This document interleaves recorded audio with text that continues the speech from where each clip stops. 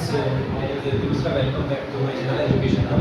तो आज हम करने वाले हैं क्लास 12 चैप्टर 1 फिजिक्स, जिसके अंदर पढ़ेंगे कूलम्ब्स लॉ। कूलम्ब्स लॉ एक वेक्टर फॉर्म। कूलम्ब्स लॉ होता है, कूलम्ब्स लॉ है हमारा फोर्स जो भी हमारा होगा वो हमारा दो चार्ज है हमारे पास। मान लो कि एक चार्ज Q1 है और एक चार्ज Q2 है, तो फोर्स जो होगा हमारा इन दोनों के प्रोडक्ट के डायरेक्टली प्रोपोर्शनल होगा। दूसरा, अगर इन दोनों के बीच में जो दूरी है r है हमारा, उसके स्क्वायर के इनवर्सली प्रोपोर्शनल होगा। जैसा कि हमने ग्रेविटेशन में पढ़ा है हमारे m2/r², इसको चार्ज से कंपेयर कर दिया हमने। तो अगर मैं इसको ऐसे सिमिलर करके लिखूं तो f is directly proportional to Q1 Q2/r²। जब भी हम कोई भी प्रोपोर्शनल का साइन हटाते हैं तो उसके आगे हम क्या लगाते हैं, कांस्टेंट टर्म लगाते हैं। जैसे मैंने यहां पे k लगाया, ये क्या है, यहां पे k इज कूलम्ब्स कांस्टेंट। ठीक है, इसकी वैल्यू होती है 9 × 10⁹। अगर हम केवल k की वैल्यू की बात करें तो k की वैल्यू होती है 1/4πε0। एप्सिलॉन क्या है हमारा, epsilon is the permittivity of free space. इसकी वैल्यू होती है 8.85 × 10⁻²। ठीक है, तो अगर आपको डायरेक्टली पूछा जाए तो आप k की वैल्यू निकाल सकते हैं और उसमें k की वैल्यू आप पुट करके फिर आपको निकालना पड़ेगा। तो सिंपल फॉर्म था हमारा कि हमारा जो फोर्स है वो चार्ज के डायरेक्टली प्रोपोर्शनल होता है चार्ज के प्रोडक्ट के और इनके बीच की जो डिस्टेंस होती है उसके स्क्वायर के इनवर्सली प्रोपोर्शनल होता है।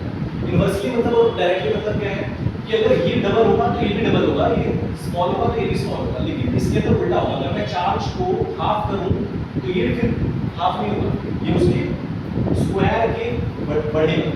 ये घट रहा है तो ये बढ़ना चाहिए। ठीक है, इनवर्सली में उल्टा होता है, डायरेक्टली में सीधा सीधा होता है। ठीक है, अगर मैं इसे पढ़ाऊं तो इसमें सिंपल है, इनवर्सली मतलब समझना है, इनवर्स मतलब उल्टा होगा। ठीक, अब एक और टॉपिक है आपका इसी के अंदर, Coulomb's law in vector form. तो कूलम्ब्स लॉ वेक्टर फॉर्म में कैसे होता है, वेक्टर फॉर्म में कूलम्ब्स लॉ कैसे करेंगे। जैसे मैं बताता हूं कि यहां पे हमारा दो चार्ज है हमारे पास Q1 Q2, इनकी दूरी हमने यहां से ले रखी है ग्राफ पे, एक की r1 है और एक की r2 है। हमने वेक्टर फॉर्म में इसलिए लिया क्योंकि हमको वेक्टर फॉर्म में ही करना है, इसलिए मैंने सबको वेक्टर फॉर्म में लिया। और जो इन दोनों चार्ज की यहां पे डिस्टेंस है, मतलब एक चार्ज पे इधर फोर्स लग रहा है F और इधर फोर्स लग रहा है इस पे F, तो इनकी बीच की दूरी को मैंने r लिया है। तो जैसा कि हमने पहले पढ़ा था triangular law of vector addition के अंदर कि जो ये वाली साइड है और ये वाली साइड है, इन दोनों का रिजल्टेंट जो होगा वो ये वाली साइड है। ये पढ़ा हमने, समझा क्या बोल रहा हूं। जो r2 वेक्टर है मेरा और जो r वेक्टर है, इन दोनों का सम r1 वेक्टर मिलना चाहिए। समझे, r2 वेक्टर और r वेक्टर का सम जो होगा वो r1 वेक्टर मिलना चाहिए। यानी कि जो r वेक्टर होगा वो r1 - r2 होगा। ठीक है, मैग्नीट्यूड में भी मैं इसको लिख सकता हूं। तो जो नॉर्मल हमने फॉर्मूला पढ़ा वो क्या पढ़ा, f = k Q1 Q2/r²। तो मैंने बोला कि वेक्टर फॉर्म में मैग्नीट्यूड भी होता है, साथ में डायरेक्शन भी होता है। मैग्नीट्यूड भी होता है और साथ में डायरेक्शन भी होता है। तो किसी भी चीज का वेक्टर निकालने के लिए हमको क्या करना पड़ता है, r कैपिटल से निकालते हैं।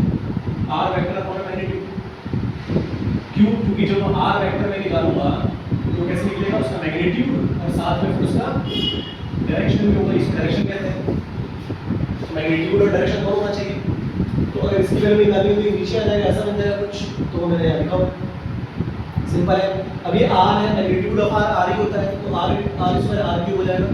और इसकी वैल्यू मुझे पता थी यहाँ पे, तो मैंने इसकी वैल्यू दोनों में पुट कर दी। तो ये हमारा फोर्स का फॉर्मूला होता है इन वेक्टर फॉर्म।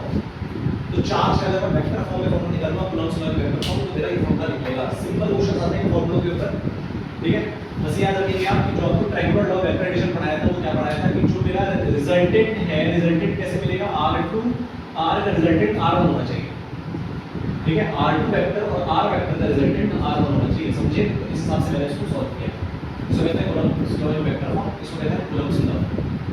ठीक है, तो ऐसे चलो बड़े थे और वीडियोस के लिए